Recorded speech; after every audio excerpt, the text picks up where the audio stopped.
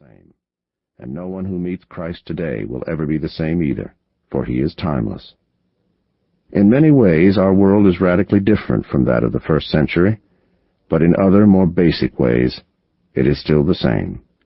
That is why the story of Jesus Christ is always relevant.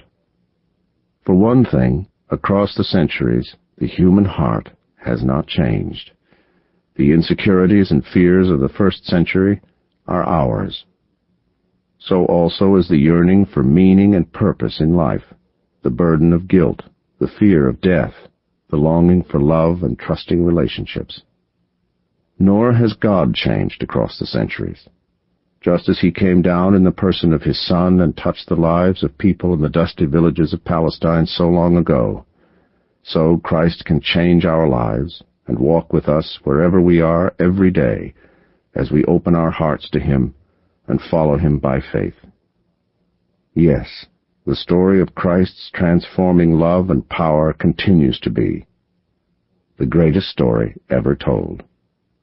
Billy Graham, February 15, 1989. The Greatest Story Ever Told by Fulton Oursler. Read by Edward Herman. People in Nazareth said that Joseph was like his great ancestor, the favorite son of Jacob.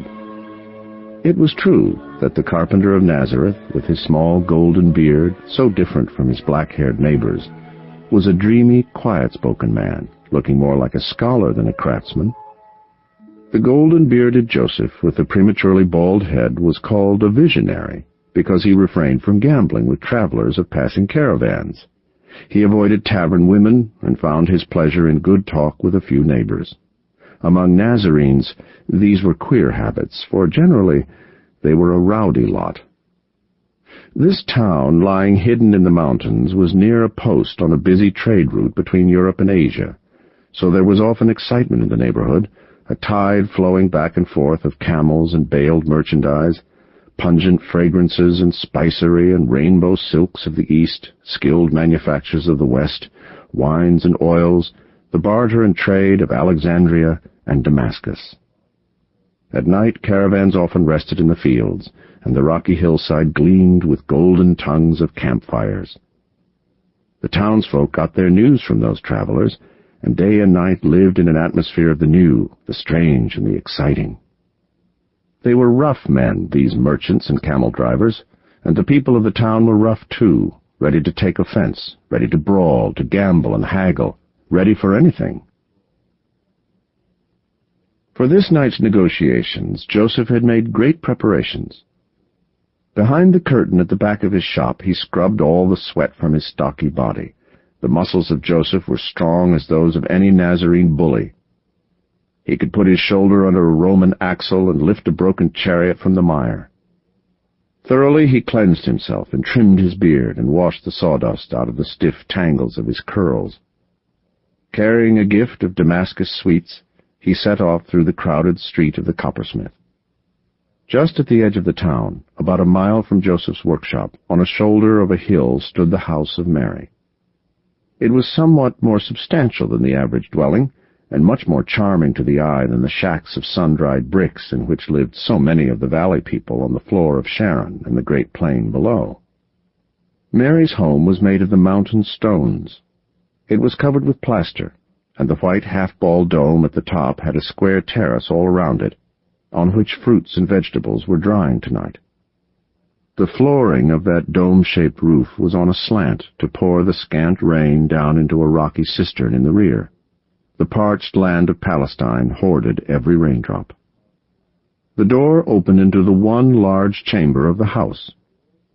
The house's mighty walls were of rough-dressed stones, 4 feet thick to keep out the heat, and smoked by old fires. At the rear was a high platform that was really the family home. It was raised on stone arches and reached by a steep stairway, the heart of this household where the family ate, slept, and lived. Near the front opening, the ground floor was cluttered with the family's livestock, sheep and goats, a rooster and his hens. When the family had company overnight, Mary had to sleep on this floor level, near the warm animals, and she always enjoyed the adventure. Joseph was greeted at the door by Joachim. Inside were Anna, Mary's mother, and a strange woman he had never seen before. This was Elizabeth, kinswoman of the family. Once, sometimes twice a year, they had a visit from Cousin Elizabeth, daughter of Anna's much older sister. Between Mary and Elizabeth there was a difference of more than 40 years. It was like being cousin to your own grandmother. Most of these 40 years the older cousin had been married to a country priest in a village not far from Jerusalem. His name was Zachary, and the town they lived in was called Ain Karim. Cousin Zachary was even older than his wife. About the aging pair there was a settled feeling of taut dignity, as if they had dutifully made friends with sorrow. They were very poor, and the village of Ain Karim, where Zachary labored in the synagogue, was small and obscure. There he served the townspeople, married and circumcised them, advised and buried them, a busy and peaceful life. Elizabeth had arrived with news. Soon Zachary was to be pulled out of his obscurity. To any little village priest the honor might come. Now Zachary was called again, after years, as a priest of the line of Abiah, if you please, to celebrate the sacrifice at the holy place in the Temple of Jerusalem. "You tell me this? Great news indeed." Anna closed her eyes and remembered the glory and the magnificence of the great temple. That good old Zachary should wear the white and yellow robes and the blue tassels before all the worshippers and send up smoke to the very nostrils of Jehovah. "Oh, Elizabeth, aren't you happy?" "Yes, my loved one, I am very happy." Joachim entered and cleared his throat. "This is Joseph," the husband announced awkwardly. "He comes to tell you how much he loves our child." Anna sunk to the floor and crossed her legs and shook herself from side to side and made a sad, low, crooning sound, as if an adumbration of sorrow had fallen upon her. "Mourning?" exclaimed Joachim reproachfully. "There should be no sadness in all this." "You are right, I know it, I know." Anna lifted a tear-stained face. "I trust your judgment, beloved. I do not mean to make sadness. I am sure Joseph must be a fine young man, because he has so touched Mary's heart that she is really foolish in her thoughts of him. Beautiful, foolish thoughts of love and pretty dreams. I want Mary to have happiness, to know deep love and kindness and sweetness, as we have always known it, Joachim. I am sure you know best." Joachim spread out his arms, palms to the roof. "Then why is she crying?" he demanded of the universe. "I don't know. I really don't know. We are an unusual family, Joachim. We have strange feelings at times." "You have been dreaming?" "No, it's just a fear, like a pain in my heart that portends something and won't go away, as if our Mary will know too great a misery because of this. The feeling has been there ever since I saw her this afternoon come home from the well. They had seen each other there. I don't know what I fear, Joachim. All I know is that there is pain, this foreboding, something that makes me deathly afraid." She made a hopeless gesture and scrambled to her feet. "There, I will have done with such feelings. Bring in the young man," she said in an altered voice. "He is very determined, as you say, and he does have a handsome beard. One has to admire that."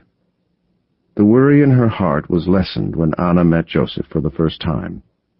Later she admitted to her husband that the carpenter made a good impression the moment he came through the door. Such devotion as Anna had for her child carries with it a kind of prescience. She divined something warming and good and trustworthy in the awkwardness of the workman.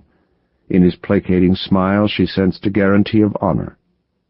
As she led the visitor up to the household platform, it came to Anna that Joseph was a gentle but very strong man.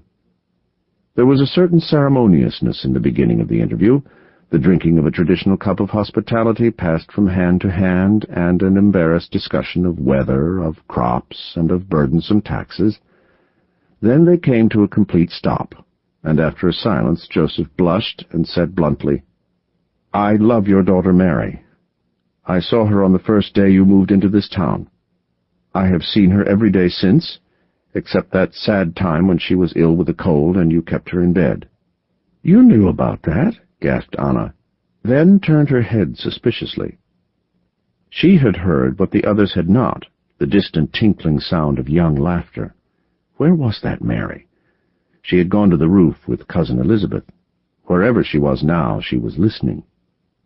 Anna remembered that she, too, had listened when Joachim had made his formal call upon her father. Joseph told them how he was the son of Jacob Heli, who had died long ago, and who was the son of Matan, and the book of his generation carried his family back to Abraham. "All this I have inspected in the rolls of the synagogue," Joachim told his wife. "He is the son of Abraham and the son of David." "Mary is also of the house of David," nodded Anna. Joseph further explained that the uncle who brought him up had been dead for 3 years. The suitor stood alone in the world, without aunt or uncle, brother or sister or cousin. "I am lonely, and I want Mary to be my wife. I have come to espouse her, if it will be your pleasure to have it so." He finished, a little frightened of the high-sounding words. Anna and Joachim exchanged nods, and the mother walked with dignity to the door leading to the open roof. "Mary," she called. And presently Mary, light blue mantle over her shoulders, came barefoot into the room and stood before Joseph. Elizabeth followed and put her arms around Anna.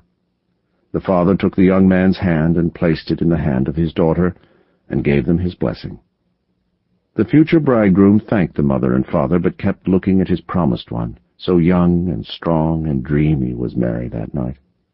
"You are espoused," said Joachim. "You are betrothed," said Anna. "Peace be with you," said Joachim and Anna. "And the Lord be with you," murmured Joseph and Mary. Tomorrow all Nazareth would have the glad information.